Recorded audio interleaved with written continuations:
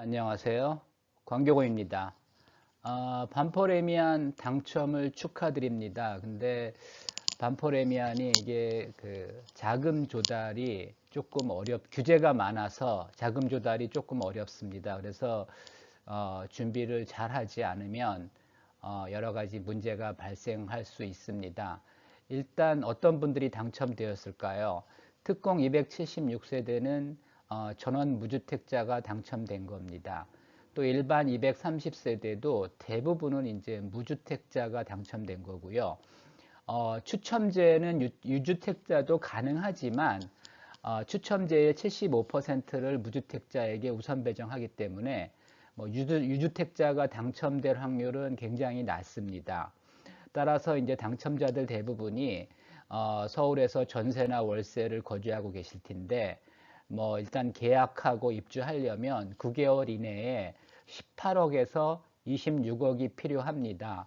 물론 이제 무주택자라고 돈이 없고 유주택자라고 돈이 많은 건 아니지만은 하여튼 뭐 자금 조달이 쉽지 않습니다.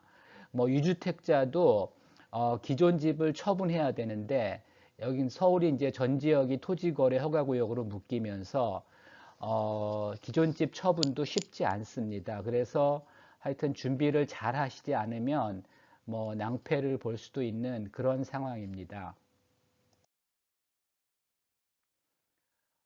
일단 반포 레미안은 59제곱미터 기준 그 취득세 포함해서요. 총 22억이 필요합니다. 84제곱미터는 28억이 필요하고요. 그다음에 이제 주택담보대출은 이제 입주할 때 받는 거죠. 입주할 때 기준으로 59제곱미터는 4억, 84제곱미터는 2억까지밖에 되지 않습니다. 물론 이제 중도금 1, 2차는 대출이 가능합니다. 40%가.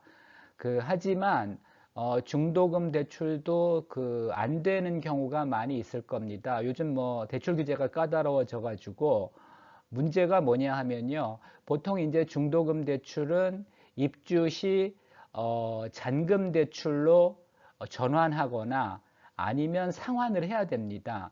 근데 이제 잔금 대출이 4억, 2억밖에 안 되다 보니까 은행에서 이제 중도금 대출을 해준다고 하더라도 은행 입장에서도 이거 이제 잔금 때 이 중도금 대출을 상환하지 않으면 굉장히 은행도 곤란합니다. 지금 정부에서 4억에서 2억까지만 대출해 주라고 하는데 이미 중도금 대출이 이제 8억 4천, 10억 8천이 이제 나가 있는데 이거를 이제 계약자가 상환하지 못한다면 굉장히 어렵습니다.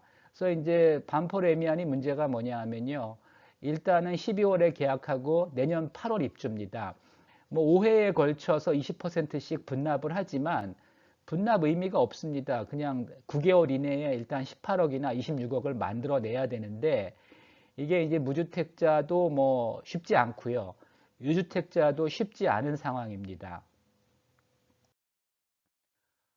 규제 지역 모든 계약자는 주택 취득자금 조달 및 입주 계획서를 제출해야 합니다.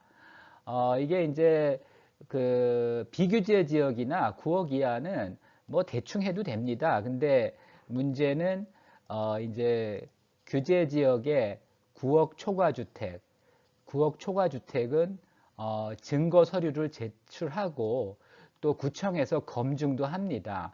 그래서 이거를 제대로 제출하지 않으면 사실은 이제 문제가 생기고요. 구청에서 국세청에 이제 세무조사를 요청할 수도 있습니다. 자금이 부족할 경우 뭐 은행 대출은 일단 4억, 2억 받는다고 하더라도 또 자금이 부족할 경우 증여를 받거나 뭐 차용하는 수밖에 없습니다. 증여는 이제 가족들로부터 증여를 받고 증여 신고를 철저히 해야 합니다. 뭐 보통의 경우에는 뭐 대충 해도 되는데 여기는 정부가 관심을 가지고 있기 때문에 어, 제대로 안 하면 나중에 이제 증여세를 추징당할 가능성이 높습니다. 차용도 마찬가지입니다. 무조건 차용증 하나 쓴다고 되는 게 아니라 하여튼 서류를 잘 준비해야 됩니다. 일단 증여를 받을 경우 5천까지는 비과세입니다. 그리고 이제 신혼부부는 1억 5천까지도 비과세 가능하고요. 신랑 신부가 양가에서 각각 받는다면 3억까지도 이제 비과세 가능합니다. 근데 이제 비과세 금액을 넘어가면 1억까지는 10%, 5억까지는 20%, 10억까지 증여세 30%를 내야 됩니다. 그래서 이제 5억을 증여받는다고 할 경우 이제 증여세는 8천만 원이고요. 그러니까 5억을 증여받아도 수증자가 사용할 수 있는 돈은 4억 2천밖에 안 됩니다. 증여세를 이제 부모님이 대신 내주는 경우에는 그러면 또 증여세가 추징될 수가 있습니다. 일단 차용은 가족 간의 차용은 국세청에서는 증여로 봅니다. 그래서 차용증 있다고 무조건 인정하는 게 아니고 차용증은 당연히 써야 되고요. 공증도 받는 게 유리합니다. 그 다음에 이자도 지급해야 됩니다. 법정 금리는 4.6%입니다. 그리고 원금 상환 계획도 구체적으로 적어야 됩니다. 차용증만 있다고 인정하는 게 아니라 실제로 이제 이자를 지급하거나 원금을 상환할 수 있는 능력이 있어야 됩니다. 소득이 없는 아들이 아파트 당첨됐다고 부모님한테 10억 받고 차용증 한 장 딱 써서 이렇게 내면은 일단은 국세청에선 증여로 봅니다. 차용으로 보지 않습니다. 그래서 이제 세무조사를 받을 수도 있고 또 이제 증여세를 추징당할 수도 있습니다. 2억 이하는 뭐 이자 지급 안 해도 됩니다.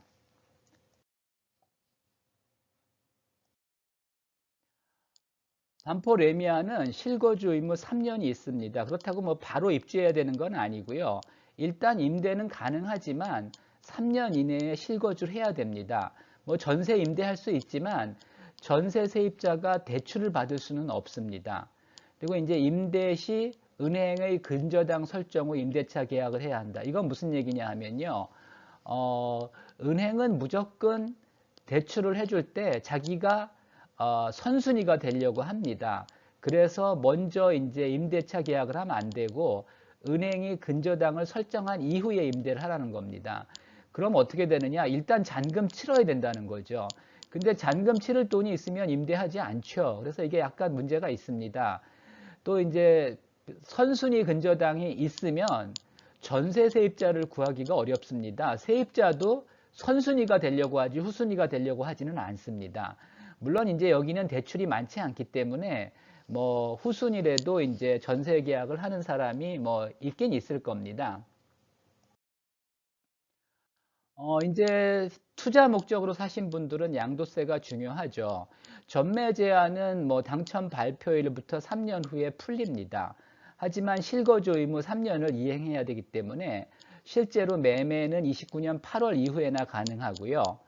59제곱미터를 21억에 분양받아 3년 실거주 후 29년에 이제 40억에 매도한다고 가정할 경우 양도세는 4억입니다. 그리고 이제 10년 실거주를 할 경우에는 장기 보유 특별 공제를 받아서 양도세는 8,200만 원이 됩니다. 84제곱미터는 27억에 분양받아 3년 실거주 후 29년에 50억에 매도하는 경우 양도세는 5억 8천이 됩니다.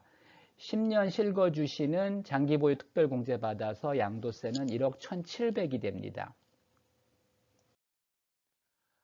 가지고 있는 돈도 없고 증여를 받기도 어렵고 차용도 어려운 경우 안타깝지만 계약 포기하는 수밖에 없습니다. 계약을 포기해도 금전적인 손해는 없고요. 재당첨 제한만 이제 받게 됩니다. 청약 통장은 다시 쓸 수 없고요. 해지하고 새로 가입해야 됩니다. 계약 포기한 물건은 어떻게 되느냐? 예비 당첨자에게 돌아갑니다. 그래서 여기는 자금 조달이 어렵기 때문에 제가 볼 때는 계약 포기하는 계약자들이 꽤 나올 것 같습니다. 그래서 이제 예비 당첨자 중에서 당첨 번호가 빠른 분들은 아마 오늘 그 예비 당첨 번호 받으셨을 겁니다. 그래서 빠른 분들은 이제 미계약자 나오면 계약할 수 있기 때문에 자금 준비를 하시는 게 좋습니다. 자금이 부족한 상황에서 일단 계약을 했는데 나중에 이제 잔금을 못 치르면 어떻게 되느냐? 일단 계약금 20% 날릴 가능성이 높습니다. 물론 여러 가지 상황에 따라서 일단 10%만 날리고 10%는 돌려받을 수 있다는 뭐 그런 판례도 있긴 있는데 그건 좀 상황에 따라 다릅니다. 그래서 하여튼 어쨌든 뭐 반포레미안 좋은 아파트인데요. 하여튼 자금 조달이 어렵습니다. 정부 규제가 심해져 가지고. 그래서 여러분들이 준비를 잘 하시고 아무래도 어려울 것 같다 그러면 깨끗하게 포기하시는 것도 좋은 방법이라고 생각됩니다. 참고하시기 바랍니다.